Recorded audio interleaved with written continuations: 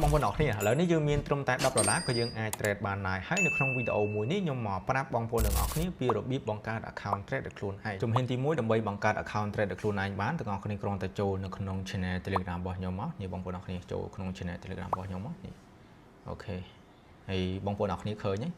ในครั้งนั้นยมด่าปีระบีบบังการ account เทรดคลูนให้บางคนออกนี้มือจัดมือปีระบีบบังการ account เทรดมั้งไอ้ที่มือที่ยังมีลิงก์จัดลิงก์ดำใบบังการ account เทรดคลูนให้บางคนออกนี้กรองแต่จัดลิงก์หนึ่งมั้งจุดมาปอกมั้งโอเคបន្ទាប់មកបងប្អូនអ្នកគ្នានឹងឃើញទម្រង់បែបនេះអញ្ចឹងបងប្អូនអ្នកគ្នាគ្រាន់តែដាក់ email របស់បងប្អូនទាំងអស់គ្នាមកយើងដាក់ email សិន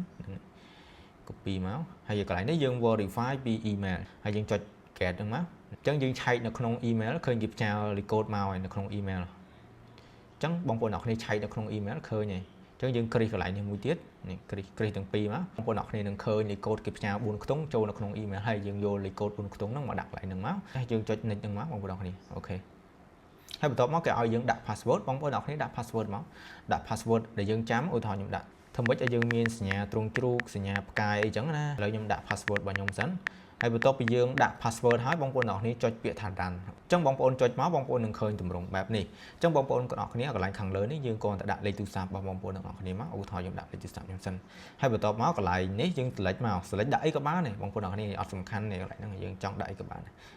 យូរក៏បងប្អូនទាំងអស់ចង់ដាក់តាមខ្ញុំក៏បានដែរអូខេឥឡូវខ្ញុំចុច select យកទៅហ្នឹងអូខេកន្លែងនេះយើងចុចពាក្យថា yes ហ្នឹងមកចង់ no ក៏បានដែរអត់អីទេអញ្ចឹងហើយយើងចុចពាក្យថា next បន្ទាប់ពីយើងចុច next មកបងប្អូននឹងឃើញទម្រង់បែបនេះអញ្ចឹងបងប្អូនអ្នកគ្នាកន្លែងនេះគឺយើង verify ជាមួយនឹងតាក់ញ៉ាំបានក៏បានឧទាហរណ៍ខ្ញុំមានតាក់ញ៉ាំបាន passport ឬក៏បានបើកបររបស់យើងអញ្ចឹងណាឧទាហរណ៍ឥឡូវនេះខ្ញុំ verify ជាមួយនឹងតាក់ញ៉ាំបានខ្ញុំចុច ID card ទៅមកអូខេខ្ញុំចុច ID card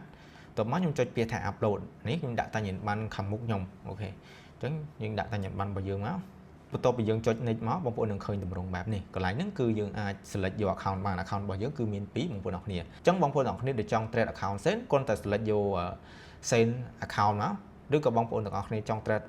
USD account លុយដុល្លារយើងធម្មតាបងប្អូនអ្នកគ្នា select មិន select ក៏បានយកលើអញ្ចឹងណាហើយកន្លែង currency ហ្នឹងយើងមិនបាច់កែមិនបាច់អីទេហើយ leverage គឺ1លើ1000យេពេលណាដែលយើង trade គឺ leverage 1លើ2000 auto តែម្ដងអញ្ចឹងកន្លែងហ្នឹងគេដាក់1លើ1000ពេលណាដែលយើងចូល trade គឺ1លើ2000 auto តែម្ដងហើយកន្លែងនេះយើងដាក់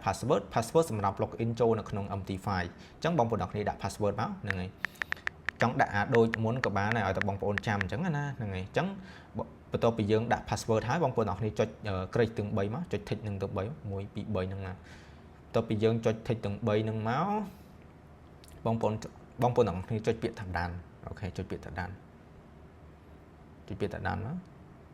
អូខេអញ្ចឹងបងប្អូននឹងឃើញទម្រង់បែបនេះអញ្ចឹងមានន័យថា account របស់យើងខាងកំពុងគេកំពុងតែ check អីអញ្ចឹងពេលណាដែល load សញ្ញា tick account បងប្អូនអ្នកគ្នានឹង verify រួចរាល់ហើយយើងអាច login ចូលនៅក្នុង MT5 បានហើយអញ្ចឹងហើយសម្រាប់បងប្អូនយើងដែល trade នៅក្នុង referral របស់ខ្ញុំគឺ special ខ្លាំងមែនទែនបងប្អូនអ្នកគ្នាហើយខ្ញុំមានជា group signal ជា group support បងប្អូនអ្នកគ្នាហើយមានការ support ពីខ្ញុំផ្ទាល់តែម្ដងយេគឺអែមខ្លាំងមែនទែនអញ្ចឹង account របស់យើងបាន verify ពីក្រុមហ៊ុន referral ហើយបងប្អូនអ្នកគ្នានេះឃើញសញ្ញា tick បែបហ្នឹងមានន័យថា account របស់យើងគឺបាន verify ពីក្រុមហ៊ុន referral ហើយអញ្ចឹងឥឡូវនេះខ្ញុំមកប្រាប់បងប្អូនទាំងអស់គ្នាពីរបៀប login ចូលនៅក្នុង MT5 អញ្ចឹងបងប្អូនអ្នកគ្នាចូលនៅក្នុងaccount របស់យើង do point ហ្នឹងមកយើង log ចូលមកបងប្អូននេះចុច tray 3ហ្នឹងមកអូខេចុច tray 3បងប្អូននេះចុចពាក្យថា account អូខេហើយបងប្អូនចុចពីលើវាមួយមកចុចពីលើក៏បានយើងចង់ copy បានឥឡូវនេះចុចពីលើឲ្យស្រួលហ្នឹងហើយហើយបន្ទាប់មកនេះបងប្អូនអ្នកគ្នា copy នេះ copy ហ្នឹងណា copy លេខ ID របស់យើងនេះ copy មកហើយយើង complete មើល server នេះ server ពេលណាដែលយើងចូល MT5 យើងគឺយើង search យក server ហ្នឹងហើយយើង login ចូលបានហើយឥឡូវនេះយើងចូលនៅក្នុង MT5 មកហ្នឹងហើយចូលនៅក្នុង MT5 បងប្អូននឹងឃើញទម្រង់បែបនេះឬក៏បងប្អូនអត់ឃើញទម្រង់បែបនេះបងប្អូនចុចពាក្យ setting មកចុច setting មកហើយចុចពាក្យថា new account ចុចពាក្យថា new account មកហើយយើងបន្ទាប់មកយើងជ្រើសរើសយក server បងប្អូនអរគ្នាជ្រើសរើស server បងប្អូនអរគ្នាដាក់ do point មក point ដាក់ do point មកនេះគ្រាន់តែវាយ do point មកយើងយកលើនេះយើងយកលើអត់យកអាក្រោមនេះណា do point market LTD យើងយកអានឹង do point market LTD អញ្ចឹងយើងចុចពីលើវាមកយើងចុចពីលើវាមកអូខេចុចពីលើវាមកបន្ទាប់មកយើងនេះកន្លែងយើងដាក់ ID យើង copy ID មិញទេបងប្អូន ID ហ្នឹងនេះអាក្រោមក៏បានលើក៏បានដូចគ្នាទេអញ្ចឹងខ្ញុំ copy លើមកអូខេអញ្ចឹងខ្ញុំ copy មកខ្ញុំចូលនៅក្នុង MT5 ហ្នឹងហើយចូលនៅក្នុង MT5 ខ្ញុំ copy ខ្ញុំផាសមកបងប្អូនសរសេរក៏បានហើយយើងដាក់ password ដែលយើង set មុនហ្នឹងដែលយើងដាក់ password មុនហ្នឹងយើងដាក់ password មកអូខេដល់យើងដាក់ password ចូលសិនចូលរួចរាល់នេះបងប្អូនអរគ្នាចុចពាក្យ done ចុចពាក្យដានបងប្អូននឹងឃើញតម្រងបែបនេះអញ្ចឹង account របស់យើងបានបង្កើត account ហើយយើងបាន login ចូលនៅក្នុង MT5 រួចរាល់ដូចគ្នាដែរអញ្ចឹងបងប្អូនអ្នកគ្នាអាចចុច setting មកនឹងឃើញពីឈ្មោះរបស់យើងហ្នឹងហើយបន្ទាប់មក history ហើយនេះចុចកន្លែង thread មកហើយកន្លែង chat នឹងឃើញអញ្ចឹងហ្នឹងហើយបងប្អូននឹងឃើញអញ្ចឹង account របស់យើងគឺបាន login ចូលនៅក្នុង MT5 រួចរាល់ហើយអញ្ចឹងសម្រាប់បងប្អូនទាំងអស់គ្នាដែលមានចម្ងល់ផ្សេងអាច contact មក admin បានផ្ទាល់អញ្ចឹងវីដេអូពីរបៀបបង្កើត account thread ខ្លួនឯងមានតែប៉ុណ្្នឹងអរគុណជួបគ្នានៅវីដេអូក្រោយពីខ្ញុំរ៉ាត់យ៉ាម៉ាអរគុណ